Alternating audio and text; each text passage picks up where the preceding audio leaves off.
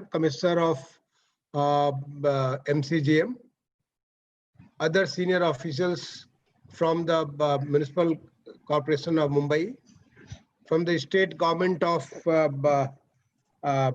Maharashtra, my own colleagues here, and all the very senior colleagues from the industry, real estate industry, who are all being seen here on the screen, and many others who have joined through different modes of web, either through the YouTube or directly through this.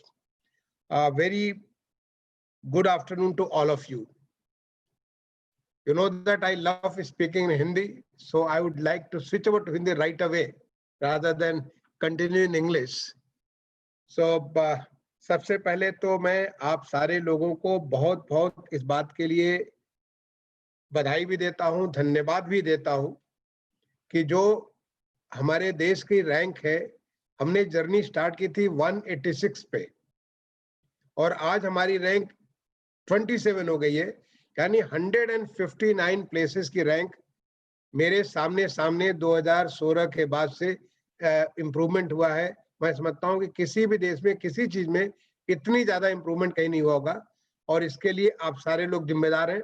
मैं इसके लिए अपने MCGM के अधिकारियों को, Maharashtra government को, in fact Maharashtra government के जो पहले हमारे जो अधिकारी थे, चाहे चीफ सेक्रेटरी हो, चाहे अर्बन डेवलपमेंट के हो, इंडस्ट्रीज, तमाम सारे जो लोगों ने किया और हमारे इंडस्ट्री के लोग, रियल एस्टेट के लोग, सारे लोगों को बहुत बहुत धन्यवाद दूंगा। मैं आप सारे लोगों से एक बात के लिए गुजारिश भी करूंगा कि ये जो ईज ऑफ डूइंग बिजनेस का जो काम है, जो इम्प्रूवमेंट है, ये हम अपने लिए कर रहे हैं, वर्ल्ड बैंक के लिए नहीं कर रहे हैं, न दुनिया में नाम करने के लिए कर रहे हैं। ऐसा नहीं कि हमारा बहुत बड़ा झंडा गड़ जाएगा। प्रधानमंत्री जी बार बार इस बात को कहते हैं कि ईज ऑफ डूइंग बिजनेस आप इसलिए करते हैं कि देश की अर्थव्यवस्था में सुधार हो। चाहे हमारे स्थानीय लोग अगर वो इन्वेस्टमेंट करना चाहते हैं, उनको भी मकान बनाना पड़ेगा, चाहे विदेशों से लोग आएंगे उनको भी मकान बनाना पड़ेगा, चाहे वो इंडस्ट्री के लिए बने, चाहे वो किसी भी प्रकार की फैसिलिटी बने, उनको तो बिल्डिंग बनाना ही पड़ेगा। और बिल्डिंग बनाने के लिए construction permit is one mandatory thing for anything. इसलिए अगर ease of doing business construction permit में होगा तो देश की अर्थव्यवस्था में सीधा सीधा इसका असर पड़ेगा। और इसका लाभ किसको मिलेगा? आपको सीधे लाभ, जैसे हमारे जितने सारे डेवलपर्स या बिल्डर्स हैं, आपको सीधा इसका लाभ मिलता है। जितने हमारे आर्किटेक्ट्स या हमारे जो प्लानर्स हैं, जो यहाँ पे हमारे इस वेबिनार में अभी स्क्रीन पे तो नहीं दिख रहे, लेकिन वो बैठे हुए सुन रहे होंगे, आपको उसका सीधा लाभ मिलता है। राज्य सरकार को सीधा लाभ मिलता है। जो भी इन्वेस्टमेंट होगा उससे, इन्वेस्टमेंट से राज्य सरकार को टैक्स मिलेगा, राज्य सरकार और ज्यादा इन्वेस्टमेंट कर सकेगी, पब्लिक गुड के लिए बहुत सारी चीजें कर सकती है।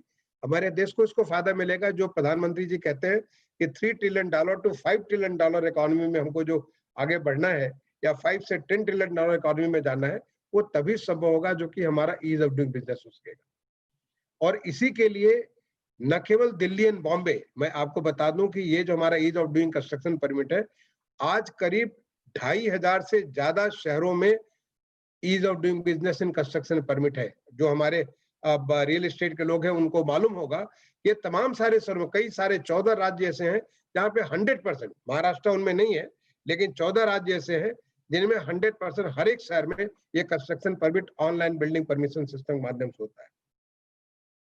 और हमारा ये लक्ष्य है कि इस साल के अंत तक हम लोग मार्च तक 100% एक एक शहर को हम लोग ऑनलाइन बिल्डिंग परमिशन सिस्टम के माध्यम से कर दें। आप याद करिए 3-4 साल पहले के लिए बिल्डिंग परमिशन के लेके, आप बॉम्बे का एग्जाम्पल ले लीजिए। मैं आता था, आपने एक आध लोगों, कुछ लोगों ने उसे याद किया। बॉम्बे में मैं आता था, पता चला कि चहल साहब आज म्युनिसिपल कमिश्नर है, पहले हमारे बैचमेट अजय मेहता साहब वहां पे म्युनिसिपल कमिश्नर हुआ करते थे।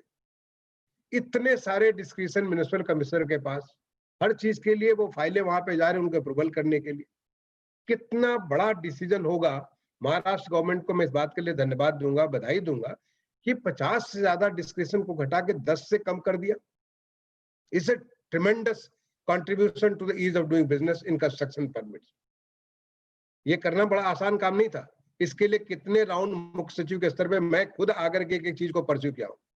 आज मुझे देख करके इतनी खुशी हो रही है कि जिस चीज के लिए कितने राउंड बैठकें की हमने, जो है रेवेन्यू डिपार्टमेंट का आपका प्रॉपर्टी रजिस्टर के बारे में बार बार श्रीवास्तव साहब, मैं नाम भूल रहा हूँ, वॉट श्रीवास्तव, जो कि प्रमुख सचिव रेवेन्यू हुआ करते थे अब महाराष्ट्र गवर्नमेंट के, मनु कुमार श्रीवास्तव सर। हाँ, इतने राउंड उनको, चाहे वो अब इसके पहले दिनेश जैन हो, अजय मेहता हो, उसके पहले कितने राउंड हम लोगों ने मीटिंग की, नहीं हो पा रहा था। आज आप पीआरसी आपको ऑटोमेटिक हो गया, ये बहुत बड़ा अचीवमेंट है। It is not so simple. Excavation के बारे में ये हमने शुरू की थी 2015-16 में बात करना चालू किया, आज एक्सकेवेशन के बारे में चीज खत्म कर दी गई, ऑटोमेट कर दिया गया।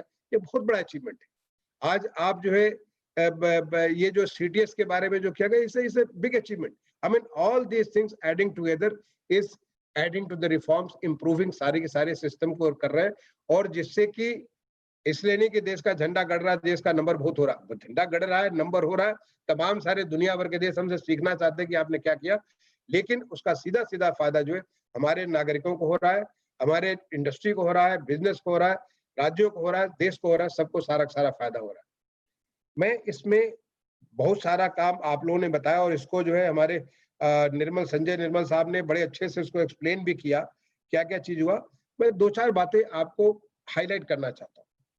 पहली चीज को, जो रैंक हमारा 27 का जो रैंक है, 27 रैंक जो देश का है, 27 rank is based on Delhi and Mumbai दोनों के परफॉर्मेंस के आधार पे। अगर केवल बॉम्बे की रैंक को अगर हम मान लें, तो बॉम्बे की रैंक आती है 66। अगर बॉम्बे को 72.4% टोटल ओवरऑल मार्क्स मिला है 2020 का जो पिछला अनाउंस किया गया है, और उसके मुताबिक 72.4% है, जिसके आधार पे अगर पूरे देशों में अगर जोड़े तो उसकी रैंक आती है 66। और ओवरऑल रैंक हिंदुस्तान की दिल्ली बॉम्बे को जोड़ देते तो 27 हो जाते, क्योंकि दिल्ली का 15 है। बहुत ज्यादा डिफरेंस नहीं है। देखिए 15 और 66 के बीच बहुत ज्यादा डिफरेंस नहीं है, अगर परसेंटेज वाइज भी देखें बहुत डिफरेंस नहीं है, क्योंकि लास्ट में सारे के सारे एक दूसरे के पास पे लगे हुए हैं। तो बॉम्बे में अगर मैं कहूं तो अगर रिफॉर्म ज्यादा कहा हुआ दिल्ली से ज्यादा बॉम्बे में, क्योंकि मैं एक एक रिफॉर्म्स को व्यक्तिगत तौर पे मैं जानता हूं कितना एफर्ट किया गया, व्यक्तिगत तौर पे जानता हूं। फिर भी रिफॉर्म हुआ है, ऐसा नहीं कि अभी निर्मल ने कहा कि आपको 8 जो प्रोसीजर कर दिया गया, 2.5% आप पे कॉस्ट कर दिया गया, अभी आपका जो है 45 डेज में इसको जो टाइम पीरियड कर दिया गया।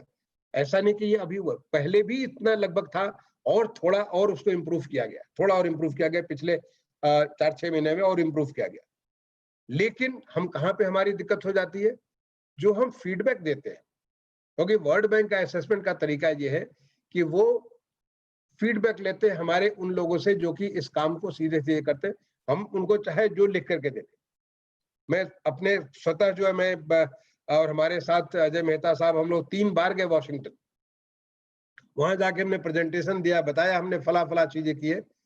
पहले बार इतनी मेहनत करके और पता चला हमारा रैंक 186 से घट के 185 हो गया, एक रैंक हमारा केवल सुधार हुआ, अगले बार 181 हो गया।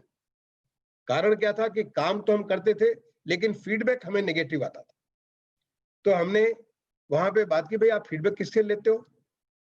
अगर आप किसी से पूछोगे तो हिंदुस्तान में हमारी मेंटालिटी एक ऐसी है, या कोई आदमी ये नहीं कहेगा कि हमें नहीं आता। हमने पिछले 3-4 साल से काम नहीं किया इस विषय पे। हर आदमी अपने आप को एक्सपर्ट समझ करके अपनी राय दे देता है, और राय क्या देगा?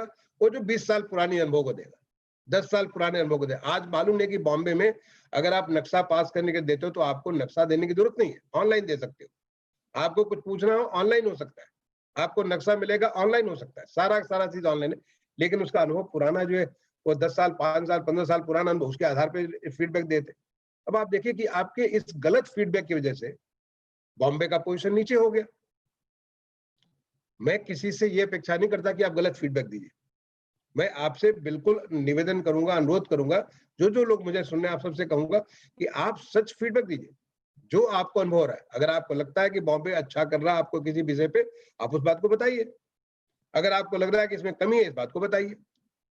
लेकिन आप अपने आप अगर जिस चीज को पिछले 3 साल 4 साल 5 साल से देखा भी नहीं है, उसके बेसिस पे फीडबैक को देंगे। तो वर्ल्ड बैंक के साथ हमने चर्चा की, और वर्ल्ड बैंक इस बात को मान गया कि हम जो पिछले 1 साल में जिन लोगों ने बिल्डिंग परमिशन डील किया है, हम उन्हीं से फीडबैक लेंगे। इसके लिए हमें काफी लड़ाई लड़नी पड़ी, उन्हें काफी समझाना पड़ा, तब जाके इस बात को माने वो। और अब हम एक इसका पूरा पूरा लिस्ट दे देते हैं। ऐसे लोगों ने जिन्होंने पिछले 1 साल के भीतर नक्शा पास करने के लिए चाहे बिल्डिंग पास कराया हो या बिल्डिंग का कंप्लीशन कराया हो, बिल्डिंग के बारे में उसका जो है और किसी भी प्रकार से उसको ऑपरेट किया हो, उसको हम लोग उसका लिस्ट, जो उसका नाम, उसका फोन नंबर, उसका ईमेल एड्रेस सारा दे देते। आप जिससे चाहो पूछ लो। ये 150 लोग हैं, 200 लोग हैं, 300 लोग हैं, आप जिनसे चाहो पूछ लो, जब चाहो से पूछ लो, ताकि वो सही फीडबैक देंगे। तो मेरा आपसे सबसे पहली गुजारिश तो ये है कि आप सारे लोग बड़े सीनियर हमारे इंडस्ट्री के लोग हैं, आपसे रिक्वेस्ट है कि आप अपने जो जूनियर जो लोग हैं, जो लोग वास्तव में अपना हाथ कहते हैं कि हाथ हैंड डर्टी करते हैं, जो कि वास्तव में काम करते हैं, आप उनसे कहिए कि जो आपको सही एक्सपीरियंस है, उस एक्सपीरियंस को बताओ। कि अगर आपसे पूछा जाता है कि क्या आपको बिल्डिंग परमिशन के लिए ये फला चीज करना पड़ता है, करना पड़ता तो बताइए, नहीं करना पड़ता तो बता दीजिए, ताकि उनको सही फीडबैक मिल सके। सबसे पहला ये बहुत बहुत इंपॉर्टेंट है कि हमारा फीडबैक का सिस्टम सही होना चाहिए। नंबर 2, फीडबैक में आपको गलत, मैंने कई बार हमको, जैसे कि आप लोगों को, मैं आप सबकी तारीफ करूंगा इस बात के लिए कि आपने शुरू में बताया कि बॉम्बे में बहुत सारी चीजें आप नक्शा लेके बैठते थे, नक्शा आप उसे फीड ही नहीं कर सकते, दिन भर आपको लग जाता करने के लिए, और उसका नतीजा हुआ कि उसके बाद वो जो सिस्टम को तमाम सारे सुधार किए गए। बाद में देखा गया कि कुछ प्रॉब्लम जो उसके बाद भी लोग कह रहे थे, उसको चेक करा के तो पता चला कि जो हमारे जो आर्किटेक्ट है या हमारे जो जो नक्शा देने वाले हैं, उनके स्तर पे किया गया, उनके स्तर पे दिक्कत हो रही है, उनको समझाया गया। एक थर्ड पार्टी मैकेनिज्म हमने इंडिपेंडेंट बॉडी यहाँ पे बनाई, जो जा करके आप जो हमारे आर्किटेक्ट्स हैं, जो इसको डील करने वाले, उनसे जाके पूछे और पूछ के उनके फीडबैक को लाए, उन्हें बताएं। और उस फीडबैक का नतीजा ये रहा कि बहुत ही हमारा इंप्रूवमेंट हुआ, काफी इंप्रूवमेंट हुआ, जिसके लिए हर एक का जो योगदान हुआ उस बात के लिए उनको मैं तारीफ करूंगा। अब हमें ये सोचने की बात है कि हम और क्या करें। मैं संजय निर्मल जी से और खासतौर से चहल साहब से मैं ये निवेदन करूंगा कि आप जो प्रोसीजर्स है, उन प्रोसीजर्स को हमारे जो लोग डील कर रहे हैं उनको हर एक को जानकारी हो जानी चाहिए।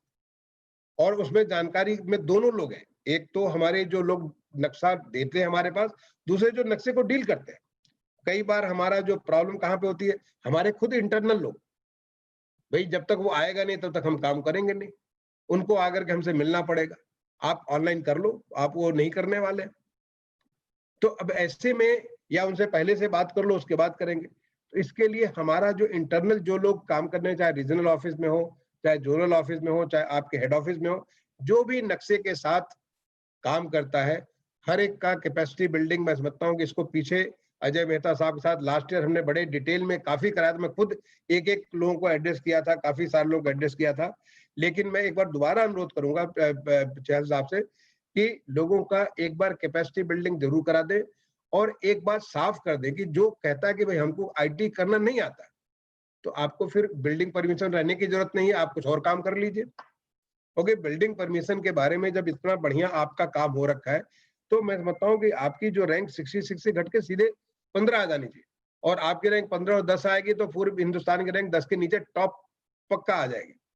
तो ऐसे ऐसे जो है, एक तो कैपेसिटी बिल्डिंग इंटरनली आपको 100% करने की जरूरत है। दूसरा, जो हमारे आर्किटेक्ट, ये बड़ा अच्छा प्रैक्टिस शुरू किया था, आपने शुरू किया था, दिल्ली ने भी उसको फॉलो किया था, कि आप जो है अपने जोनल ऑफिस या जो आपका रीजनल ऑफिस है, वहां पे आपने दिन फिक्स कर दिया था। अगर किसी को कोई भी डाउट है, उस डाउट को वहां पे आए, और अगर को उसका जो दिन आपने फिक्स कर दिया, टाइम फिक्स कर दिया, जो डाउट है आकर के वहां पे सीधे सीधे डाउट क्लियर कर सकता है। तीसरा, एक बड़ी अच्छी सिस्टम आपने शुरू किया था, व्हाट्सएप ग्रुप। व्हाट्सएप ग्रुप के माध्यम से किसी भी की कोई दिक्कत होती थी, आपको व्हाट्सएप ग्रुप में ही सॉर्ट आउट हो जाता था। यानी हमारा रीच आउट, जो हमारा जो आउटरीच है, वो आउटरीच अधिक से अधिक बढ़ना चाहिए। जो हमने इतना अच्छा काम किया, तो एक अच्छे आपका गुलाब का फूल है और उसको एक डब्बे में बंद करके रख दें तो कोई फायदा नहीं है। गुलाब के फूल की महक पूरे कमरे में पहुंचनी चाहिए। तो आपने जो अच्छा काम किया, वो आउटरीच के माध्यम से हर आदमी तक पहुंचे, इस बात की गारंटी हो। और इस बात के लिए मैं कहूंगा कि जितना ज्यादा जिस तरीके से, चाहे आप ट्विटर के माध्यम से पहुंच सकते हैं, आप फेसबुक के माध्यम से पहुंच सकते हैं, व्हाट्सएप ग्रुप के माध्यम से पहुंच सकते हैं, जो भी आपका माध्यम हो सकता है, या सीधे मैन टू मैन कांटेक्ट के माध्यम से आप पहुंच सकते हैं। आप जाए तो उसको कर ले, उससे पहुंच जाए। जब एक बार वो यूज करना चालू करेगा तो अपने आप अच्छा लगेगा उसको, और मैं समझता हूँ कि वो हमारे लिए एक हमारा पॉजिटिव एम्बेसडर होगा, पॉजिटिव बात। बहुत अच्छा रोल हमारा अदा करता है जो website. And again I congratulate MCGM for coming with a wonderful, आपकी वेबसाइट देख करके आप बहुत अच्छा हो गया। लेकिन फिर भी अगर कहीं भी कोई किसी प्रकार का फीडबैक आपको मिलता है, ये फला चीज, जैसे कि आपने FAQ स्टार्ट किया, FAQ हमारे डायनेमिक है, दे आर नॉट स्टैटिक। आज की डेट में कोई नया बात आ गई, आपने उसको जोड़ दिया, उस चीजों को चैप्टराइज भी करके दिया जिससे कि लोगों को ढूंढना आसान हो जाए उसके FAQ बीच में। हर एक चीज के लिए अपने वीडियो भी बना करके डाल दी जिससे कि आपको आसानी से वीडियो देख के समझ सके, क्योंकि today is the day of IT। आज पेंडेमिक ने हमें एक चीज सिखाई, इतना बड़ा हम लोग वेबिनार कर रहे हैं। मैं कितने बार जाता था, बॉम्बे जाता था और बॉम्बे जाके सवेरे मॉर्निंग में गया, दिन भर उसको काम किया, शाम को लौट के आ गया। अब हम लोग यहाँ बैठ करके इतने आसानी से बात करें, एज हम लोग ये बैठे हुए MMRDA के जो उनका जो कॉन्फ्रेंस बड़ा हॉल हुआ करता है, वहां बैठ के हम लोग बात कर रहे हैं, वैसी चर्चा कर रहे हैं। तो now this kind of A learning आपको हमारे जो आपका जो वेबसाइट है, वेबसाइट को जितना ज्यादा आप इसको फ्रेंडली बनाएंगे, यूजर फ्रेंडली बनाएंगे, मैं समझता हूँ ये बहुत ही ज्यादा बहुत अच्छा होगा।